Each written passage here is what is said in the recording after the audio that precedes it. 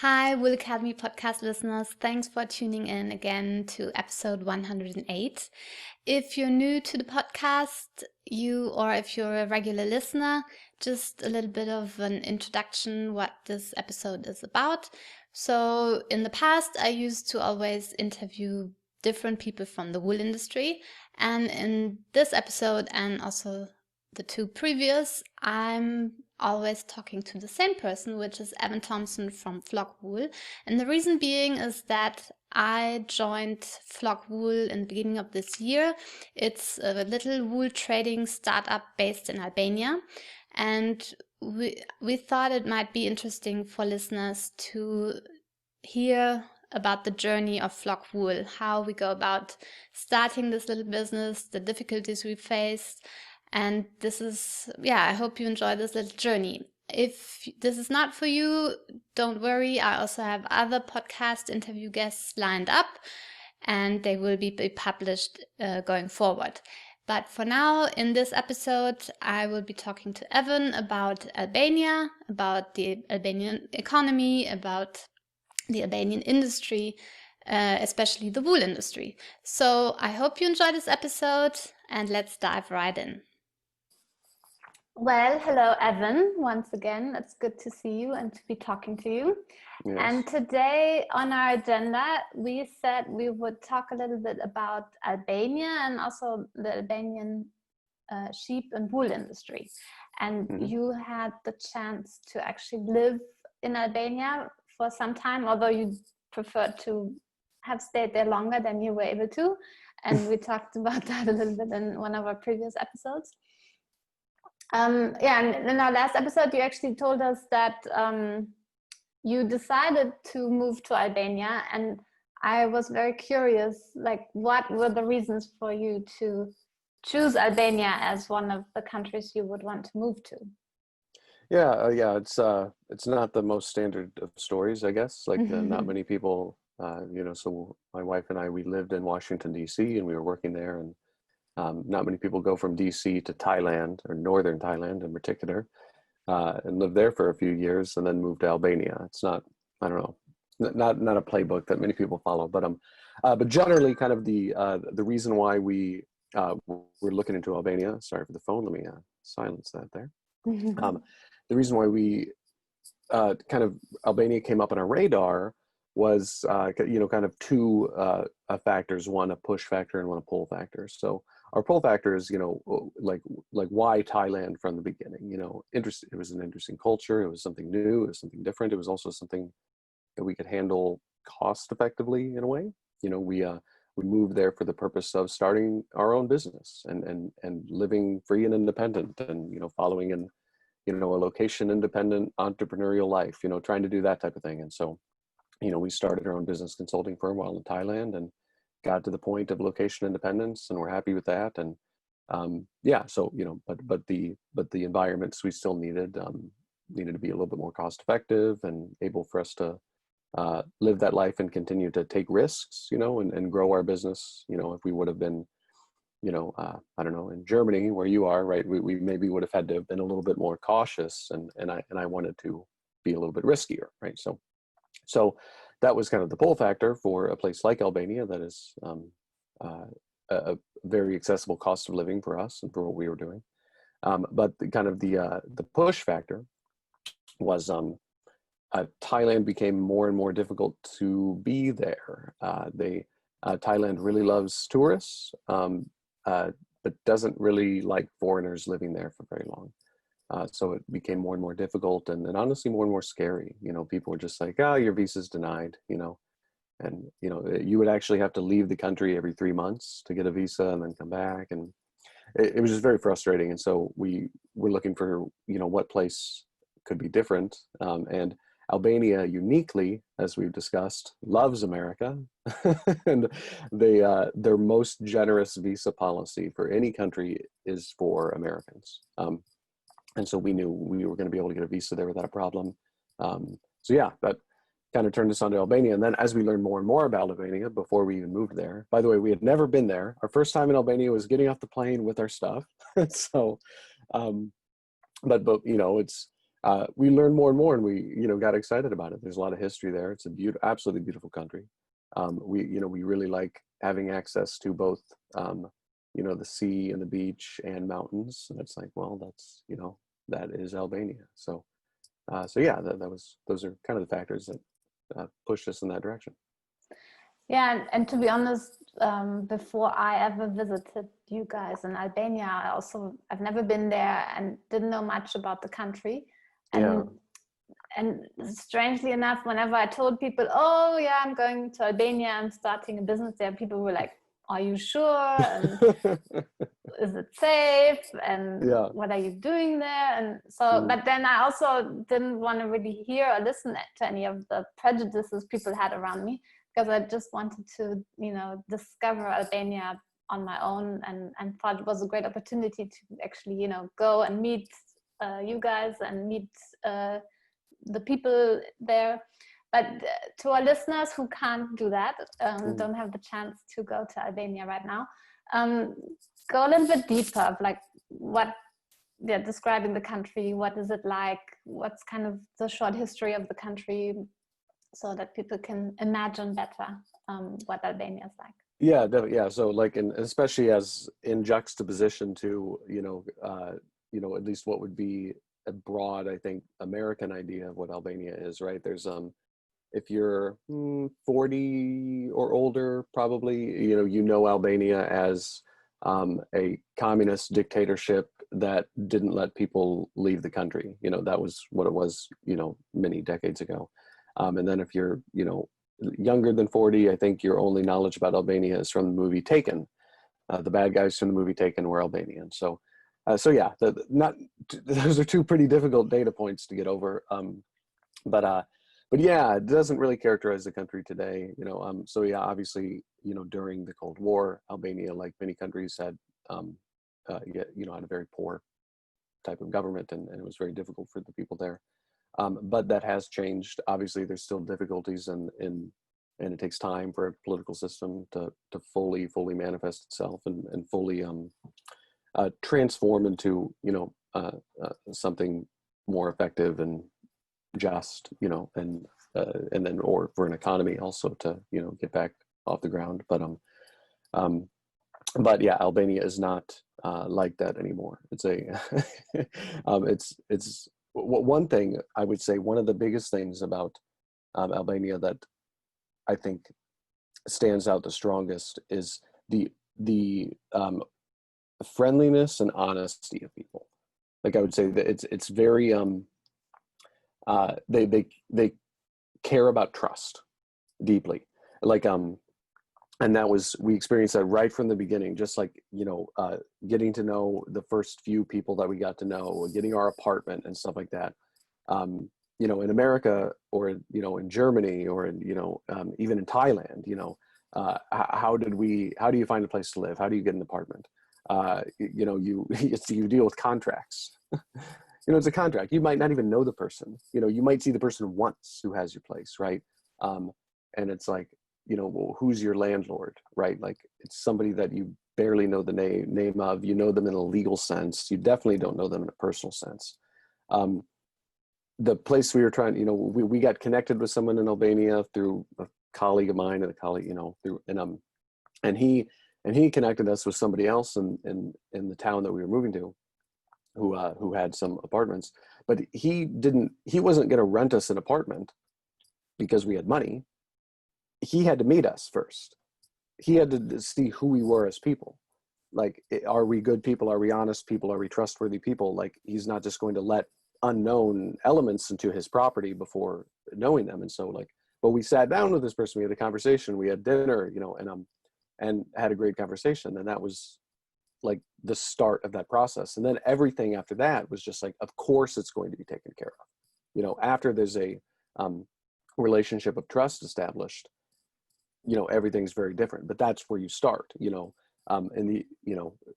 I would say, at least, here in the US context, like, that's not really how a lot of business dealings start out, especially on more simple terms.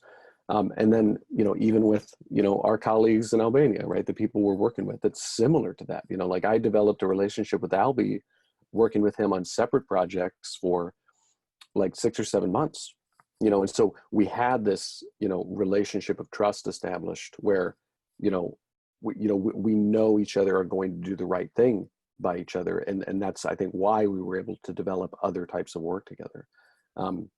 So yeah, that is a something that stands out in the culture in a big way.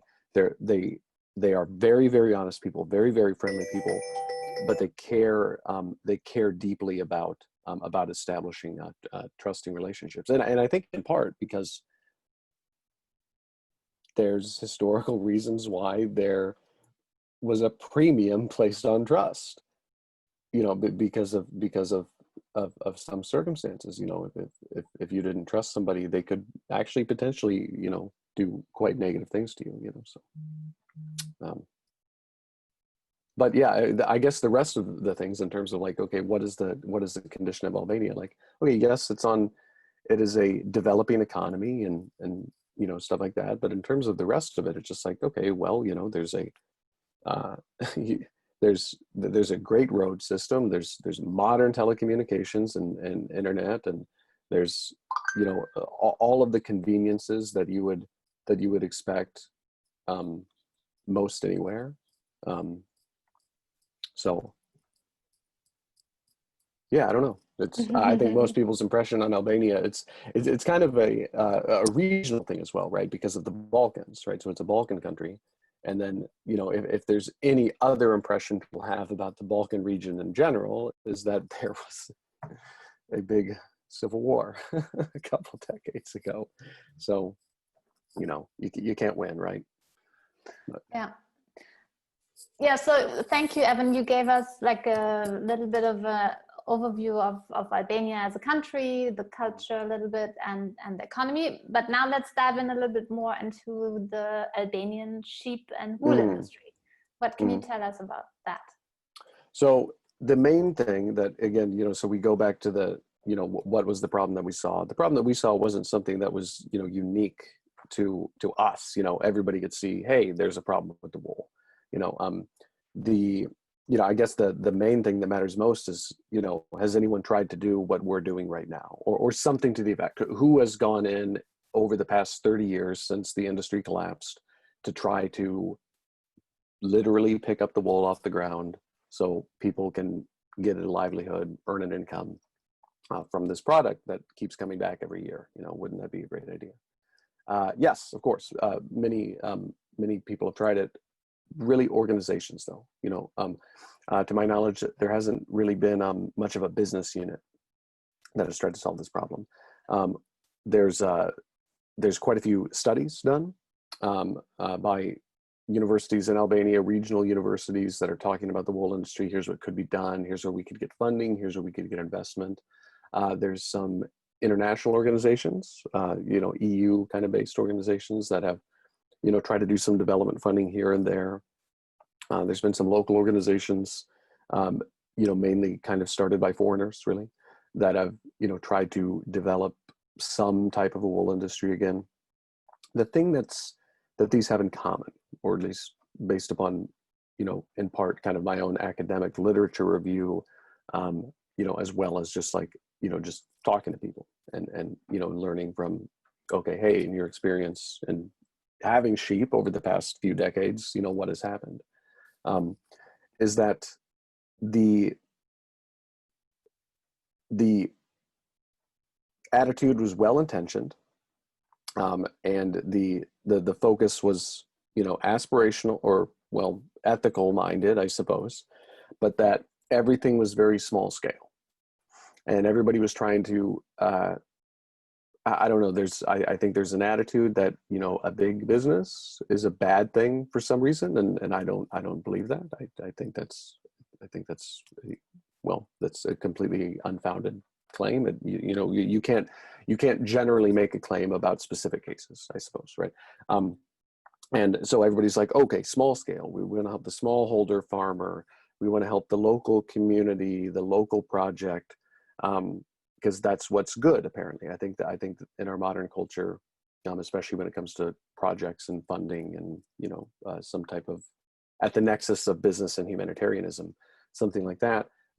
We have to think small, right? Because we can tell the story about the woman who's a weaver who, the local sheep, we can tell that type of a story that's emotional, and we can get a little bit of funding for that. But based upon my understanding and what seems to be the case is that the wool industry simply cannot be an effective industry unless it scales. You can't make money off a small amount of wool. You can't make, or at least, again, an industry right across the country, you can't make money off just a small number of sheep. So you have to get lots of sheep. You have to collect a lot of wool. You have to export containers, or you have to be processing a huge quantity of wool and value adding within the country there. And so that's why initiative after initiative after initiative and funding project after funding project failed over and over and over and over again. And again, well-intentioned, people were wanting to do the right thing, but I think maybe a barrier to the concept of a corporation or a bigger business unit, or what, a term that I actually kind of like, an ethical monopoly, right? The way to get the most money for farmers, the single best way to get the most money for farmers in Albania is to have as big of a business as possible doing wool in the country. That's the best way to do it, because the economies of scale, the more scale you have, the more we're able to distribute costs, the more we're able to drive down fixed costs and operational costs, and then we're able to turn more value over to the farmers. And then the better we're able to create demand, the better we're able to market, all of those things. A small business, a small wool business unit is not going to be able to achieve that to the degree that a larger one can. And especially in a struggling industry with a very, very price sensitive product, which is where Albania is right now. So yeah, that's where I see that's kind of my brief history of, the past 30 years. That's my past 30-year brief history of the Albanian wool industry, what many people have tried to do and why it hasn't worked, and why our solution at least is an alternative, and is what we're doing, and why I think there's a case for it. And why has so if I understand correctly, there used to be an Albanian wool industry that made use of the wool and maybe exported it or made products out of it. But what happened that kind of got disrupted, or that the whole industry is non-existent anymore? Oh yeah, so it's not, we're just talking about wool, but it's not fair to say that the wool industry collapsed in 1991. It would be more accurate to say that the country collapsed in 1991. Industries collapsed in 1991. The communist dictatorship fell, and with that, a lot of things went with it. The wool industry was one of thousands of things that just disappeared overnight, because millions of people fled the country. There was so a lot of lawlessness, because the economy was so in flux. People were literally selling off productive equipment. So yeah, a lot of Albania's potentiality as a productive country, manufacturing X, Y, and Z, what have you, that it was able to do in terms of wool and other things, was simply just sold off or lost or abandoned or destroyed. And, so that's part of the reason why it's taken the country, why it's been such a slow and difficult uphill climb over the past few decades. Yeah, so again, nothing defective about the wool industry. It was doing well. People were using the wool. It was mainly local, in terms of, their own rug and carpet making and stuff like that. But yeah, again, nothing inherently. Albanian sheep, wool, perfectly fine.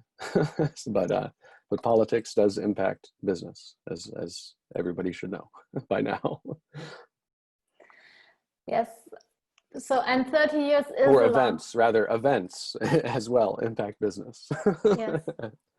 And 30 years is quite a long time. So indeed, like the whole infrastructure that used to be in place has vanished. And as you said, a lot of equipment got sold off. And that's something we're experiencing right now, because we're like trying to find a wool bale press we're really, it's if we're starting from scratch again, because it's hard to find the equipment in the country as such. And tell us a little bit about the sheep farmers as such. Like, what are the issues they are facing when it comes to their wool? Well, so the main situation of the sheep farmer, as I understand it, is they make about 300 to 400 euros per month. So that's, a very, very tight income. What would selling wool do to that income? It has the potential to increase it by 20% per year. So, tell anybody in the world, hey, we have something that might increase your income by 20% over the year. That's, life-changing, country-changing. So that's the main situation. That's the one that I personally care the most about, and that I think is one of the most essential. But there's several challenges that they face. There's definite labor shortages, in terms of having people and help available for the general care of sheep. And part of that is because the overall level of profitability of the sheep is quite limited. Adding wool to that, well, that's going to change the overall economic scales.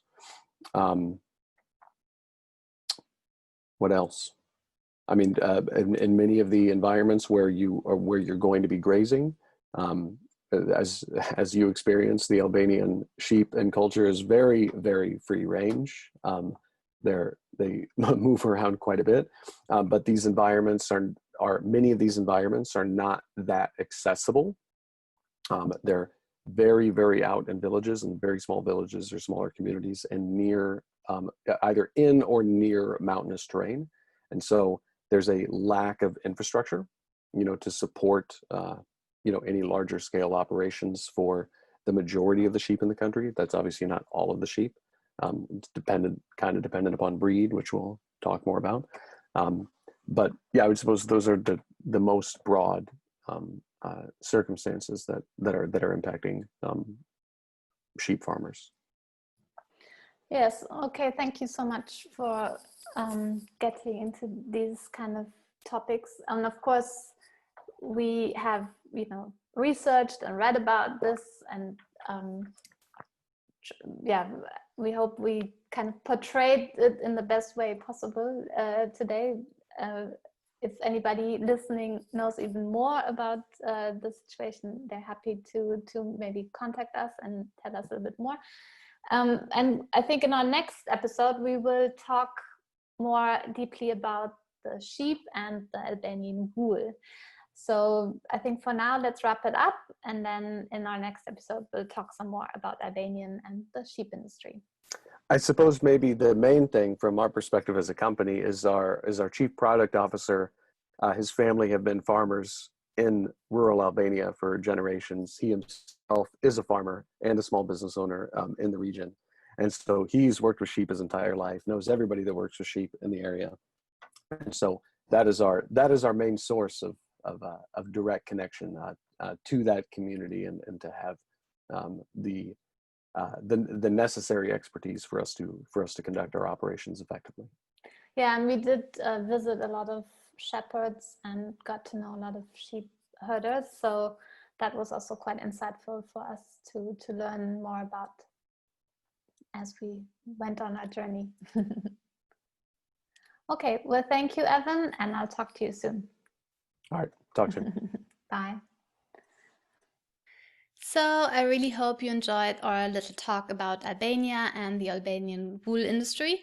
If you're interested to find out more, head on over to the show notes at elisabethvandelden.com/108. And of course, you can also read up all about flock wool on the page flockwool.com. And next episode, I will be talking with Evan about Albanian wool and Albanian sheep. So I hope you tune in, and bye for now.